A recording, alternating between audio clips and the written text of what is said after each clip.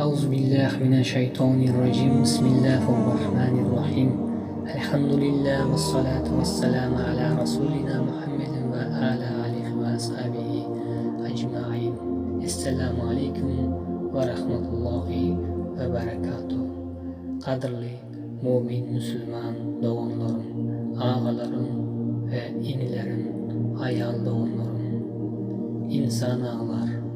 Boğuşkuyla çıkarmağımızdan maksat, bunu dinlep, fikir edip, hidayete gelir diyen umidimiz var inşallah. Yahtı alem içire hayran, kara günler sürür dövran, hiç adalet tapman her yan, hak sözleyen insan ağlar. Nekeslere kaldı zaman, dinden kalman namumuşam, haram korluk aşan zaman, ol hadisi Kur'an ağlar.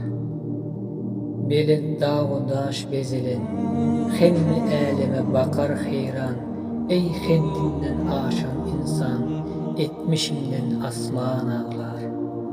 Kıyamet hak, haktır ferman, Tanrı'ya bu işler asan, yer göğü tutsa lerzan, dehşetten cahan ağlar.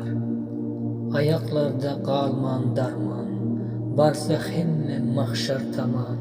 Ol gün Resulullah sallallahu aleyhi ve sellem geliyan, vah ümmetim diye ağlar.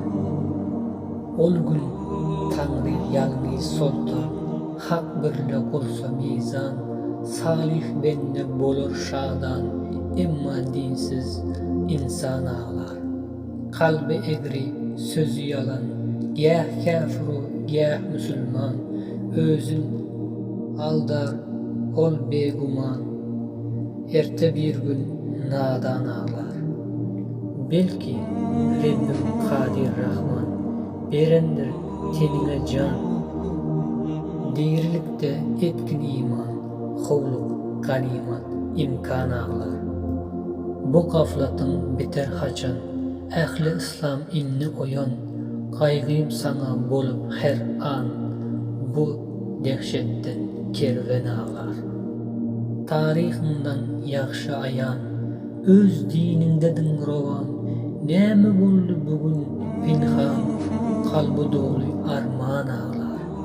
Bir zamanlar adım destan, hak dininde boldun kalkan, halifalık bolup yeksan, dinsiz kalan mekan ağlar.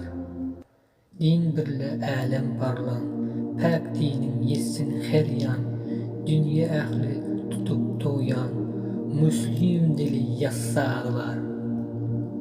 Yolun Allah etti beyan, kayma yoldan bol aman, etkil takva yetmez ziyan, nüsret sonra mümin ağlar. Bezer nüsret bergil Rahman, eciz kulum sana kurban, biz birleşsek ol bağırgan, lanetten şeytan ağlar. Qoşqıyımız maqul gelen bolsa, kanalımıza abone olun, beğenmeyi unutmang ve dostlarınıza paylaşın. Paylaşın da amal edenin sevabını alar inşallah. Hidayet Allah'tandır.